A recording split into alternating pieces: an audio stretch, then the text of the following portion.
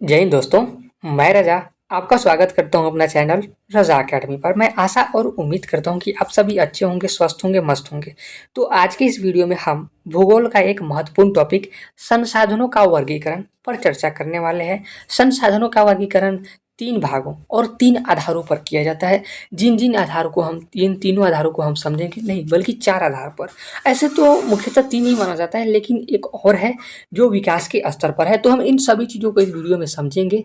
तो हमारे साथ आप बने रहिए। अगर हमारे साथ आप बने रहते हैं तो मैं गारंटी के साथ लिखित देता हूं कि आपका 5 नंबर इस वीडियो से बन ही जाएगा। ऑब्जेक्टिव में 3 नंबर और सब्जेक्टिव का 2 नंबर। इसलिए आप हमारे साथ बने रहिए और इन सभी टॉपिकों को समझते चलिए और देखते चलिए। देखिए, संसाधनों का वर्गीकरण निम्न आधार पर किया जाता है। सबसे पहला उत्पत्ति के आधार पर। उत्पत्ति के आधार पर जो संसाधनों का वर्गीकरण किया गया है वो दो प्रकार के होते हैं। सबसे पहला होता है जैविक संसाधन, दूसरा होता है अजैविक संसाधन। उत्पत्ति के आधार पर। दूसरा उपयोगिता के आधार पर। उपयोगिता के आधार पर दो प्रकार का होता है, एक होता है नवीकरणीय संसाधन और एक होता है अनवीकरणीय संसाधन, जिसकी चर्चा हम आगे वीडियो में करने वाले हैं। हमारा तीसरा होता है स्वामित्व के आधार पर। जो स्वामित्व के आधार पर होता है वह चार प्रकार के होता है। एक होता है व्यक्तिगत संसाधन, दूसरा होता है सामुदायिक संसाधन, तीसरा होता है राष्ट्रीय और चौथा होता है अंतरराष्ट्रीय संसाधन। पांच हमारा जो चौथा है विकास के स्तर पर आधार पर। विकास के स्तर के आधार पर हम जो चर्चा करेंगे वो संभावित और विकसित, भंडार और संचित कोश संसाधन, इन चार संसाधन पर हम बात करेंगे। तो आप लोग समझ चुके हैं कि जो संसाधन का वर्गीकरण किया जाता है वह कुल चार आधार पर किया जाता है। सबसे पहला उत्पत्ति के आधार पर, दूसरा उपयोगिता के आधार पर, तीसरा स्वामित्व के आधार पर और चौथा विकास के स्तर के आधार पर। अगर आप लोग पिछला वीडियो नहीं देखे जिनमें हम संसाधन की परिभाषा तथा संसाधनों के प्रकार के बारे में बताए हैं तो प्लीज़ जाकर उस वीडियो को पहले देख लीजिए, उसके बाद इस वीडियो को देखिएगा ताकि आपको अच्छे तरीके से समझ में आएगा कि संसाधन क्या होता है और उसके बाद संसाधन के कितने प्रकार होते हैं। उसके बाद हम इस वीडियो को कवर करें संसाधन के वर्गीकरण, संसाधनों का वर्गीकरण। तो बढ़ते हैं अपने संसाधनों के वर्गीकरण में। उत्पत्ति के आधार पर जो हमारा उत्पत्ति के आधार पर संसाधन दिए हुए हैं वह दो प्रकार के। सबसे पहला जैविक संसाधन, दूसरा अजैविक संसाधन। तो जो जैविक संसाधन होता है वह क्या होता है और अजैविक संसाधन होता है, इसके परिभाषा को हम लोग आगे समझेंगे। सबसे पहले समझते हैं जैविक संसाधन क्या होता है। वैसा संसाधन जिसकी प्राप्ति जैव मंडल से होती है उसे हम जैविक संसाधन कहते हैं। परिभाषा को अच्छे तरीके से आप लोग समझिएगा। वैसा संसाधन जिसकी प्राप्ति जैव मंडल से होती है उसे जैव संसाधन कहते हैं। आगे हम उदाहरण की सहायता से समझेंगे कि जैव संसाधन के अंतर्गत क्या क्या आता है। उसके बाद एक और परिभाषा है। हम एक परिभाषा को आपके लिए फुलफिल नहीं समझे इसलिए दो परिभाषा को ले आए। कम से कम एक परिभाषा समझ में नहीं आएगा तो दूसरी परिभाषा तो बिल्कुल समझ में आ ही जाएगा। हमारा दूसरा परिभाषा है हमारे पर्यावरण में उपस्थित वैसी सभी वस्तुएं जिनमें जीवन है। क्या बोल रहा है? हमारे पर्यावरण में उपस्थित वैसी सभी वस्तुएं जिनमें जीवन है जैव संसाधन कहलाती हैं। जैव संसाधन हमें जीवमंडल से मिलती है। दोनों जो परिभाषाएं हैं वह काफ़ी सिमिलर है। आप इन दोनों परिभाषाओं में से किन्हीं परिभाषाओं को लिख सकते हैं, लेकिन समझने के लिए आप दोनों परिभाषाओं को समझिएगा और दोनों परिभाषाओं को याद कीजिएगा। तो जैविक संसाधन सिंपल सा वह संसाधन है जिनकी प्राप्ति जैव मंडल से होती है। या दूसरा हमारा ये आता है हमारे पर्यावरण में उपस्थित वैसी सभी वस्तुएं जिनमें जीवन है जैव संसाधन कहलाता है। अब आते हैं इसके उदाहरण पे। इसका उदाहरण मनुष्य है। क्या मनुष्य भी जैव संसाधन का उदाहरण है? हाँ बिल्कुल, क्योंकि मनुष्य में जीवन होती है और मनुष्य क्या है ना, तो जैव मंडल से इसकी प्राप्ति होती है। उसके बाद मनुष्य सहित सभी प्राणी, जो सभी प्राणी होते हैं जैसे कि जो जानवर हो गए हैं, कीट, मतलब ऐसे जो भी चीज़ें हो गई वो क्या आती हैं तो जैविक संसाधन के अंतर्गत ही आती हैं। इसके अंतर्गत मत्स्य जीव, पशुधन, मनुष्य, पक्षी आदि आते हैं। तो मैं आशा करता हूं कि आप लोग इसके परिभाषा को समझ लिए होंगे। बढ़ते हैं आगे अजैविक संसाधन पर कि अजैविक संसाधन क्या होता है। उससे पहले आप कुछ इसके उदाहरण को इमेज की सहायता से समझिए। हमारा जो परिभाषा बोला कि जिसका संबंध जैव मंडल से हो। आप ये जो मनुष्य देख रहे हैं ये क्या है, तो ये जैविक संसाधन के अंतर्गत आते हैं। सवाल पूछ दिया जाता है कि निम्न में से कौन जैविक संसाधन है। ऑप्शन दिया होगा पहला मनुष्य, दूसरा जानवर, तीसरा पेड़ पौधे। उसके बाद चौथा ऑप्शन दिया होगा, क्या दिया होगा, तो वो दिया होगा प्लास्टिक। तो प्लास्टिक जैविक संसाधन नहीं होगा, जबकि ये जो तीनों हैं क्या हो जाएंगे, जैविक संसाधन हो जाएंगे। उसके बाद बढ़ते हैं अजैविक संसाधन की तरफ कि अजैविक संसाधन क्या होता है और इसके कुछ उदाहरण क्या है। अजैविक संसाधन निर्जीव वस्तुओं के समूह को हम अजैविक संसाधन कहते हैं। किसे कहते हैं? तो निर्जीव वस्तुओं के समूह को हम अजैविक संसाधन कहते हैं। या दूसरा परिभाषा हमारा ये आता है, हमारे वातावरण में उपस्थित वैसी सभी संसाधन जिनमें जीवन पर्याप्त नहीं है। हमारे वातावरण में उपस्थित वैसे सभी संसाधन जिनमें जीवन पर्याप्त नहीं है अर्थात निर्जीव है, अजैव संसाधन कहलाती हैं। आप परिभाषा को अच्छे तरीके से समझे होंगे। जैसे जो निर्जीव होते हैं, चट्टान, पर्वत, नदी, तालाब, समुद्र, धातुएं, हवा, सभी ये सब क्या है? तो ये सब निर्जीव है। तो सीधा सा आप ध्यान रखिएगा कि जब वो बात करे कि इसकी जैव संसाधन की, तो आप सजीव पर ध्यान लगाइएगा, और जब कहे अजैव संसाधन की तो आप सीधे सीधे निर्जीव पर ध्यान लगाइएगा कि जो निर्जीव होगा वह क्या होगा? वह होगा अजैव संसाधन, और जो सजीव होगा वह होगा क्या? जैव संसाधन। इसके भी कुछ उदाहरण हम इमेज की सहायता से समझने का प्रयास करते हैं। ये जो है ये क्या है? कुछ खनिज है। खनिज जो है ना ये क्या है? निर्जीव है। तो निर्जीव है तो बिल्कुल है कि अजैव संसाधन के अंतर्गत आएगा। ये जो मिट्टी है ये क्या है? अजैव संसाधन के अंतर्गत है क्योंकि इसमें जीव नहीं है। उसके बाद ये जो पत्थर है ये भी क्या होगा? तो अजैव संसाधन के अंतर्गत आएगा। क्वेश्चन पूछा सकता है कि निम्न में से कौन अजैव संसाधन नहीं है? उसमें दिया होगा खनिज, मिट्टी, पहाड़, और तीसरा दिया होगा, क्या दिया होगा? जानवर। तो इनमें से कौन अजैव संसाधन नहीं है? तो जो जानवर है वो क्या है? अजैव संसाधन नहीं है। बाकी इसमें जो भी दिए हैं वो क्या है? अजैव संसाधन है। तो मैं आशा करता हूँ कि आप चीज़ों को समझे होंगे। उसके बाद बढ़ते हैं हम उत्पत्ति नहीं उपयोगिता के आधार पर। उत्पत्ति के आधार पर दो संसाधन होते हैं, हमने देख लिया। पहला होता है जैव संसाधन, दूसरा होता है, देखिए पहला होता है कौन सा साधन? पहला होता है जैव संसाधन, दूसरा होता है अजैव संसाधन। इन दोनों टॉपिक पर हम बात कर लिए। जो जैव होता है वो क्या होता है? सजीव होता है। जो अजैव होता है वो क्या होता है? निर्जीव होता है। तो अब क्वेश्चन आएगा तो मैं आशा करता हूँ कि आप लोग उसे ना छोड़िएगा, आप उसे अच्छे तरीके से हल कर लीजिएगा। अब हम आते हैं अपने उपयोगिता के आधार पर संसाधन के प्रकार पर कि उपयोगिता के आधार पर संसाधन के कितने प्रकार होते हैं। अगर थोड़ा सा बोलने में त्रुटियां हो रही हो, बोलने में गलतियां हो रही हो, तो उसे इग्नोर कीजिए। अपना जो मेन चीज़ है, इन सब चीज़ों पर जो हमें हमारे द्वारा पढ़ाया जा रहा है उस पर ध्यान दीजिए, हमारे द्वारा जो समझाया जा रहा है उस पर ध्यान दीजिए। कई बच्चे ऐसे होते हैं जो थोड़ा सा बोलने में गलतियाँ हो रही है, थोड़ा सा त्रुटियाँ हो रही है, तो उस पर ध्यान देने लगते हैं। उस पर हमें ध्यान नहीं देना है, हमें अपने काम से काम रखना है। हम जो समझा रहे हैं उसे समझना है। अब हम बात करते हैं उपयोगिता के आधार पर संसाधन के प्रकार। एक होता है नवीकरणीय संसाधन, दूसरा होता है अनवीकरणीय संसाधन। जिस तरीके से मैं बताया कि प्रश्न पूछे जाते हैं या तो जैव संसाधन से पूछेगा, या तो अजैव से, या तो नवीकरणीय से, या अनवीकरणीय से, या तो निजी, या तो स्वामित्व के आधार पर जो होता है निजी होता है यानी व्यक्तिगत जिसे कहते हैं, या राष्ट्रीय या अंतर्राष्ट्रीय। इन सभी में से किसी पर प्रश्न पूछा ही जाएगा, और ऑब्जेक्टिव में तो मैं लिख ही देता हूँ कि आपका प्रश्न पूछा जाएगा। इसलिए इस चीज़ पर आप बखूबी ध्यान दीजिए। अब आते हैं अपने नवीकरणीय संसाधन पर। उपयोगिता के आधार पर इसे दो भागों में बांटा जाता है। एक होता है नवीकरणीय संसाधन, दूसरा होता है अनवीकरणीय संसाधन। अब हम बात करते हैं नवीकरणीय संसाधन पर। जो नवीकरणीय संसाधन होता है उसे हम किसे कहते हैं?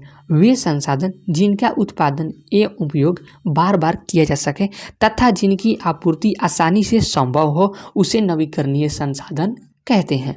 नवीकरणीय संसाधन किसे कहते हैं? तो वे संसाधन जिनके उत्पादन एवं उपयोग, अब हम बात करते हैं उत्पादन का मतलब होता है जिनका निर्माण करना, और उपयोग का मतलब होता है जब उसे अपने काम में लेते हैं तो उपयोग बार बार किया जा सके तथा जिनकी आपूर्ति आसानी से संभव हो, उसे हम क्या कहेंगे?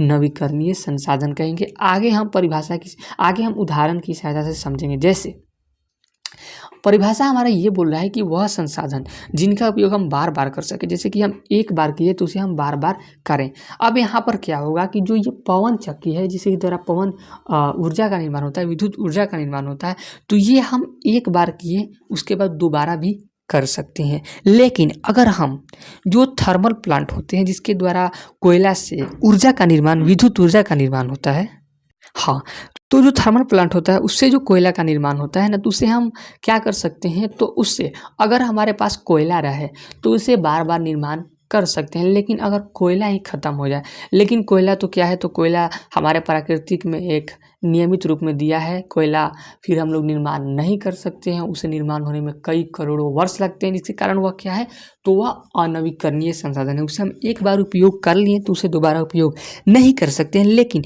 इन सब कारकों को हम एक बार उपयोग कर लिए तो दोबारा उपयोग कर सकते हैं। अपने आते हैं दूसरे परिभाषा पर, वैसा संसाधन जिन्हें फिर से निर्माण किया जा सके तथा जिन्हें फिर से उपयोग किया जा सके नवीकरणीय संसाधन कहलाते हैं। उसके हम कुछ एग्जाम्पल से समझते हैं, जैसे सौर ऊर्जा। सौर ऊर्जा को अगर आप एक बार उपयोग किए तो उसे दोबारा बखूबी यूज कर सकते हैं। मैंने दिखाया पवन ऊर्जा का पिक्चर, पवन ऊर्जा को एक बार उपयोग करने के बाद दोबारा उपयोग कर सकते हैं। जल ऊर्जा, जो टरबाइन लगाकर जल विद्युत संयंत्र द्वारा ऊर्जा का निर्माण किया जा सकता है, उसे एक बार कर लिए दोबारा हम कर सकते हैं। वन जीव, इन संसाधनों को इनके सतत प्रवाह के कारण नवीकरणीय योग्य संसाधन कहते हैं। सतत का मतलब होता है लगातार, लगातार इनको हम यूज में लेते रहते हैं, एक बार यूज करने के बाद दोबारा यूज में लेते रहते हैं, इसलिए इसे क्या कहलाता है, नवीकरणीय संसाधन कहलाता है। जैसे कि मैंने इमेज की सहायता से समझाने का प्रयास किया, ये जो भी है ना, जैसे कि आप जल विद्युत संयंत्र देख रहे हैं, इसे हम एक बार उपयोग करेंगे तो दोबारा उपयोग कर सकते हैं, लेकिन अगर हम ईंधन का एक बार उपयोग कर लिए तो उसे दोबारा उपयोग नहीं कर सकते हैं। ठीक है, ठीक उसी तरीके से सौर ऊर्जा है, उसे एक बार उपयोग कर लिए तो दोबारा उपयोग कर सकते हैं। इस पर मैं एक क्वेश्चन देता हूं, निम्न में से कौन अनवीकरणीय संसाधन है? सबसे पहला पवन ऊर्जा, दूसरा विद्युत संयंत्र, तीसरा सौर ऊर्जा, और जो चौथा दिया है वह दिया है कोयला। तो अनवीकरणीय संसाधन क्या होगा, तो जो हमारा कोयला होगा वह होगा अनवीकरणीय संसाधन। नवीकरणीय संसाधन ये सब क्या है, तो ये सब नवीकरणीय संसाधन हैं। बढ़ते हैं अपने अगले टॉपिक अनवीकरणीय संसाधन की तरफ। ठीक है, क्या बढ़ते हैं, अनवीकरणीय संसाधन किसे कहते हैं?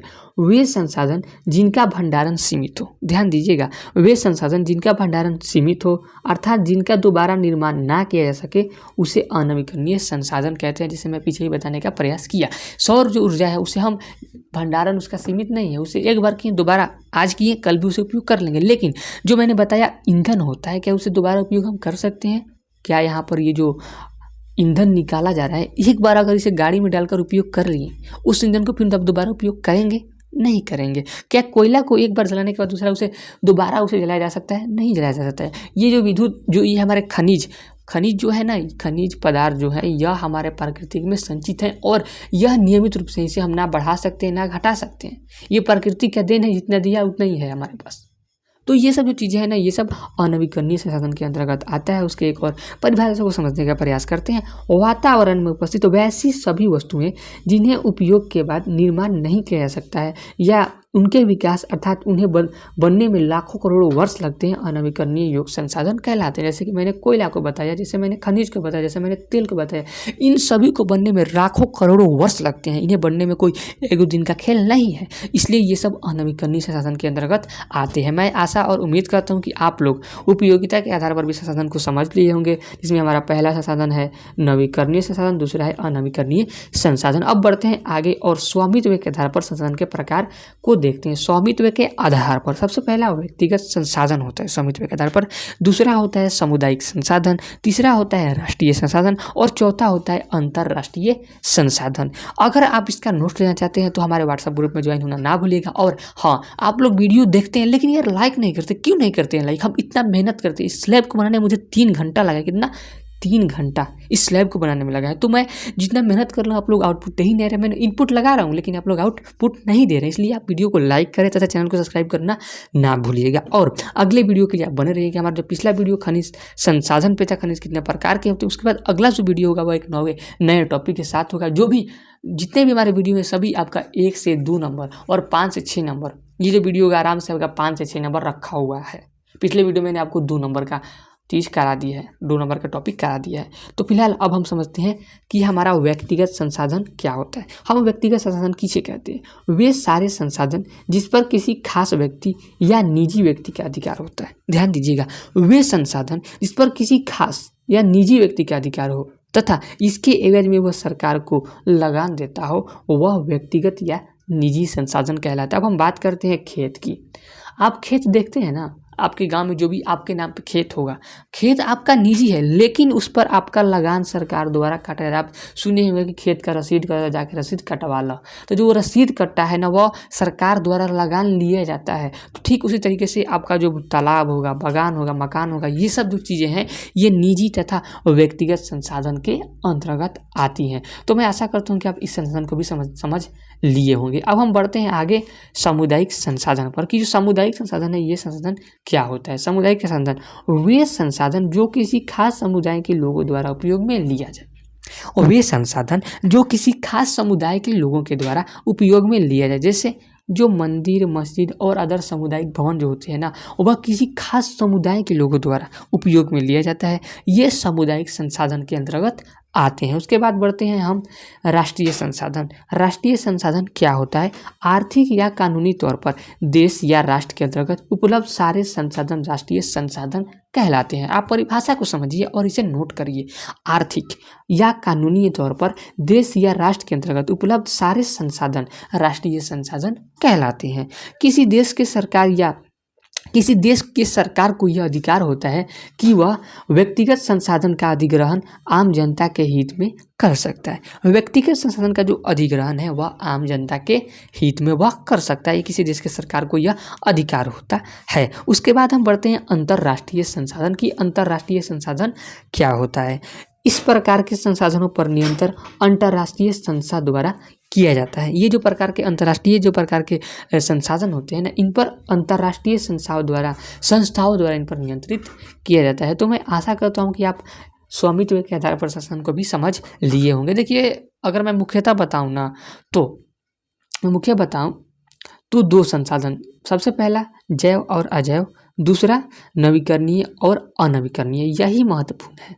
बाकी ये जो है ना, ये कोई खास महत्वपूर्ण नहीं। हाँ, इसका स्लैब में थोड़ा सा मैं बताना भूल गया।